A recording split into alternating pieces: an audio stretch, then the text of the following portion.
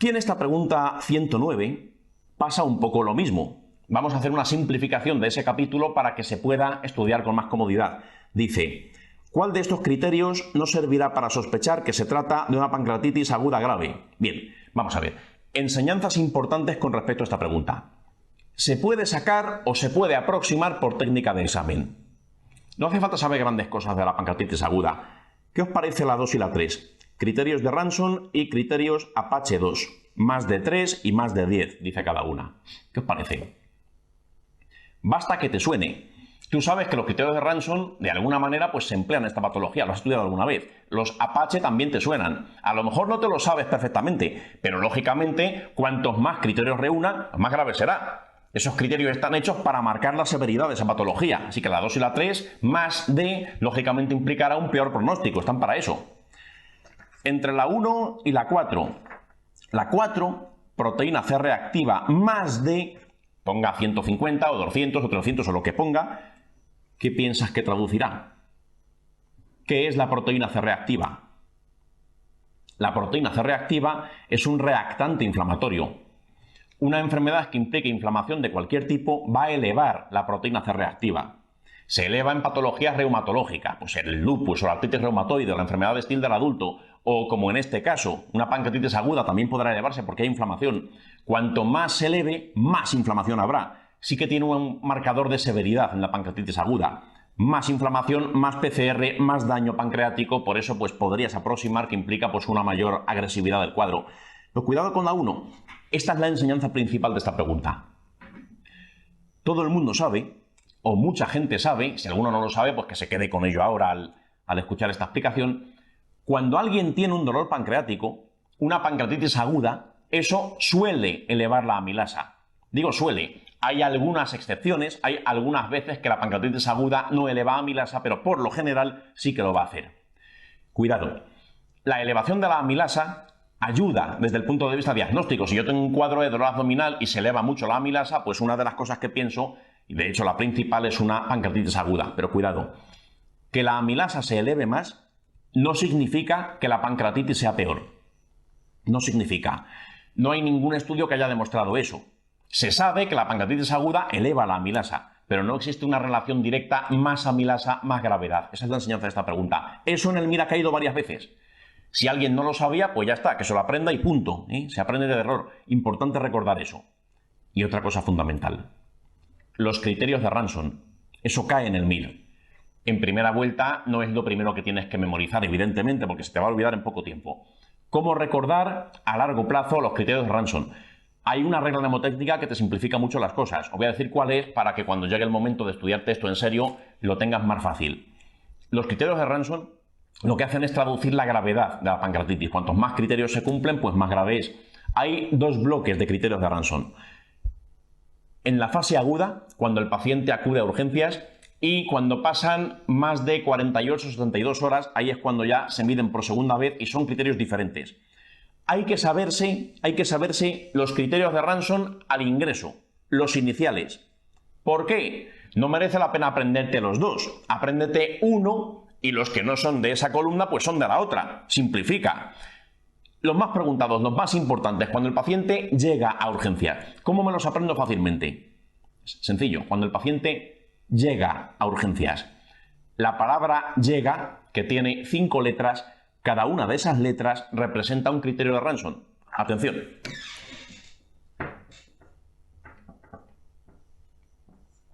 Ahí los tenéis.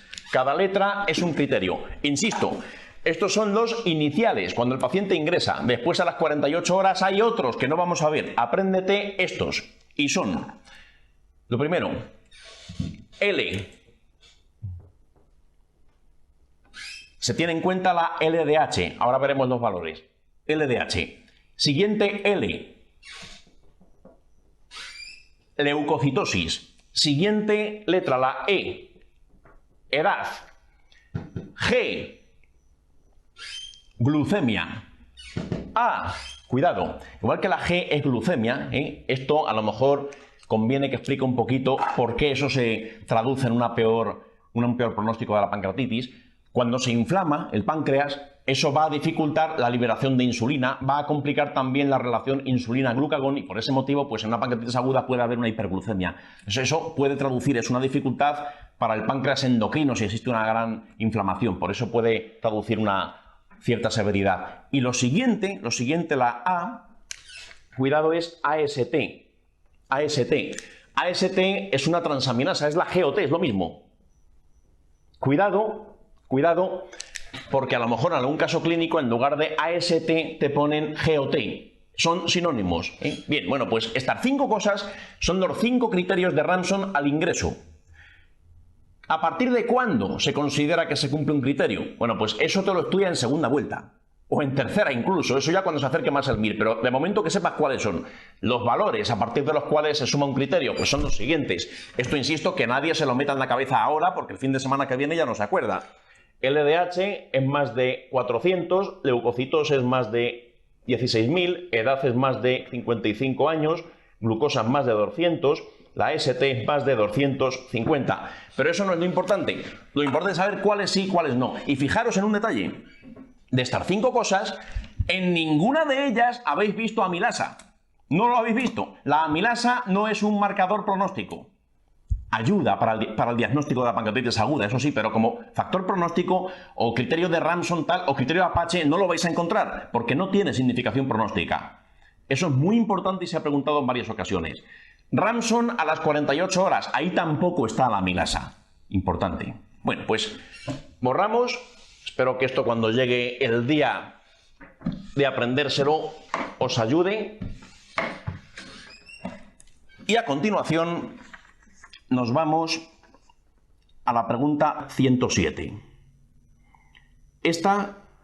La pregunta 107, antes de leer la historia, vamos a ver los 4 posibles diagnósticos. Esto puede ser una pielonefritis por Escherichia coli, una tuberculosis genitourinaria, una nefrolitiasis o una cistitis bacteriana.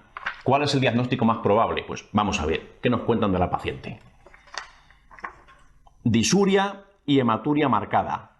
Hasta ahí, inespecífico. En la exploración física no me encuentro nada de interés. Bien, está afebril. Vale, atención a esto. La placa de tórax nos muestra lesiones apicales, residuales, no sugestivas de actividad. ¿A qué suena esto? Lesiones apicales residuales en la placa de tórax. Automáticamente piensas en tuberculosis genitourinaria. De hecho, la tuberculosis genitourinaria, esto, los que habéis visto urología recientemente, pues lo tenéis más o menos fresco, pero los que no. La tuberculosis genitourinaria, en general, es de la siguiente manera. Paciente que en algún momento de su vida ha tenido una afectación tuberculosa de los campos pulmonares, queda por ahí algún residuo fibroso. Con el tiempo, cuando pasan o meses o años, o el tiempo que sea, se reactiva en ese foco, pasa a sangre, Mycobacterium tuberculosis, y a través de la sangre, pues alcanza el riñón. Esto es vejiga. Bien, ¿qué pasa? Pasa lo siguiente, acordaos, es por vía hematógena, llega al riñón y suele ser fruto de una reactivación en otro órgano, generalmente el pulmón. Cuando Mycobacterium tuberculosis llega al riñón, pues produce una inflamación de un carácter subagudo, incluso crónico, y con el paso del tiempo puede aparecer en el riñón esto que veis aquí rojo, que son calcificaciones. Acordaos, a Mycobacterium tuberculosis le encanta fibrosar y calcificar. Por eso en la placa de tórax, una tuberculosis antigua, solemos encontrar tractor fibrosos, calcificaciones en los casquetes de las pleuras, eso es luego lo típico a nivel radiológico. Pues en el riñón hace exactamente igual, fibrosis, calcificación, puede incluso retorcer los uréteres.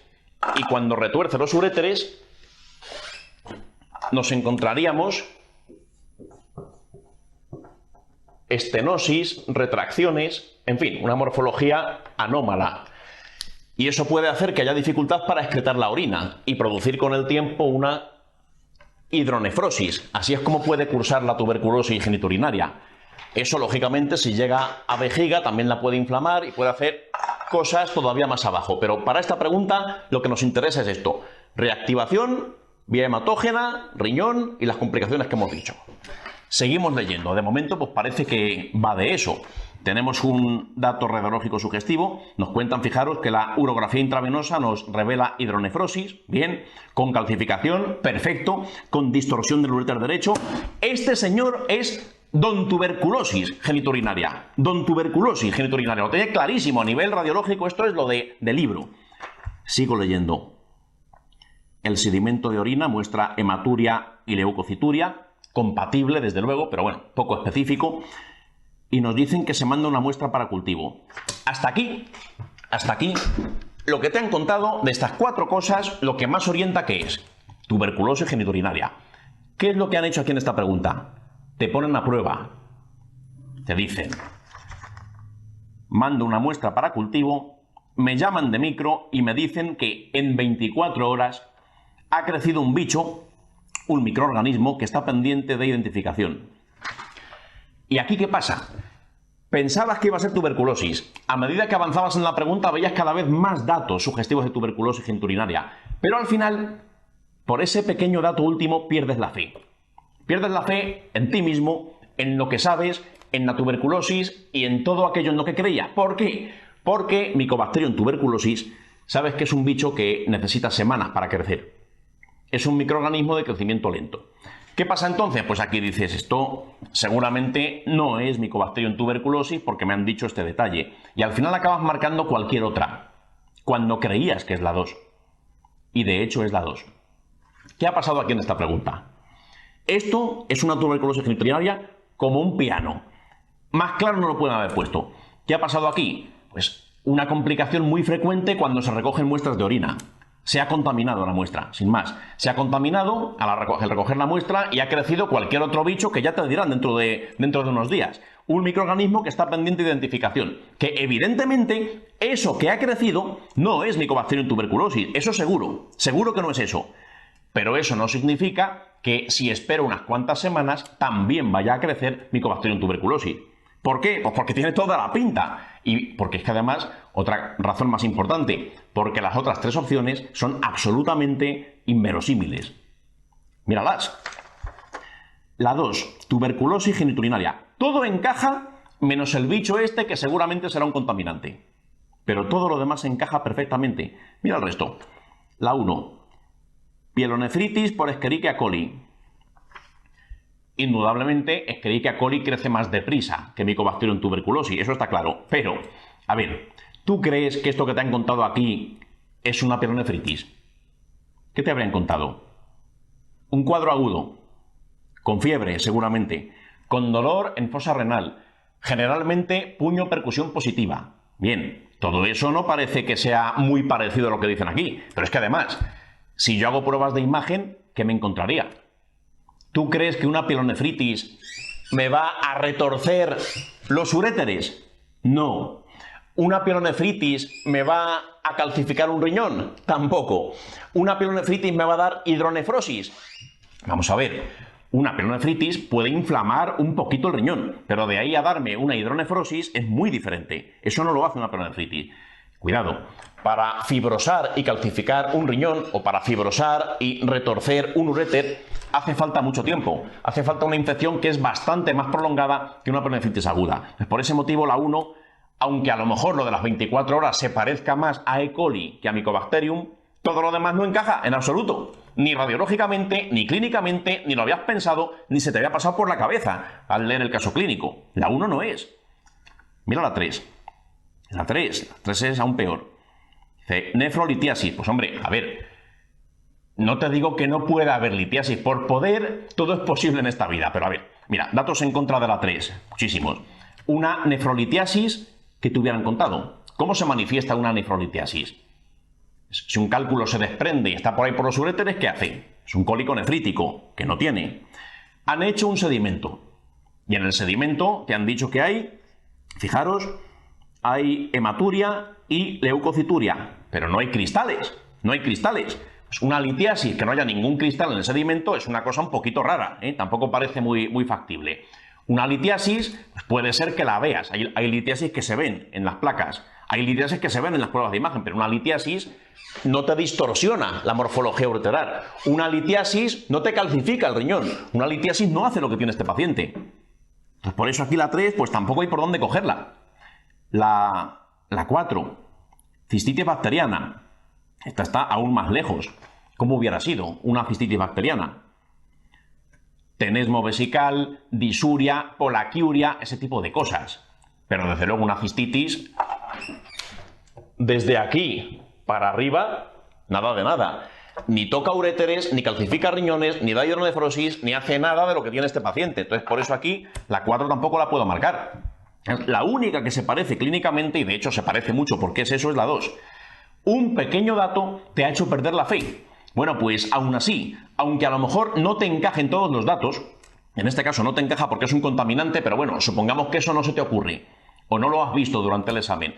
Aún así, ¿cuál se parece más? De estas 4, abstráete de ese pequeño detalle. ¿Cuál se sigue pareciendo más? Si tú seguías creyendo que es la 2, no marques otra. No marques otra, porque la 1, 3 y 4 en ningún momento has creído que eso era verosímil, porque es que no hay motivos para pensar que eso pueda ser. Clínicamente se parece a la 2. ¿Que discrepa un pequeño dato? Vale, pero marco la 2 porque sigue siendo la que más se parece. Mantened el criterio. Mantened el criterio. Si no hay razones para cambiarlo, y si hay una pequeña razón para cambiarlo, busca entre las 4 opciones cuál es la mejor de las opciones. A lo mejor la 2 te intimida por ese detalle, pero es que las otras 3 no son posibles. Hubieras acertado. Enhorabuena quien haya marcado la 2 y haya dicho, a pesar de esta pequeña cosa, es la que más se parece y por eso es la que más voy a marcar. Esa es la actitud.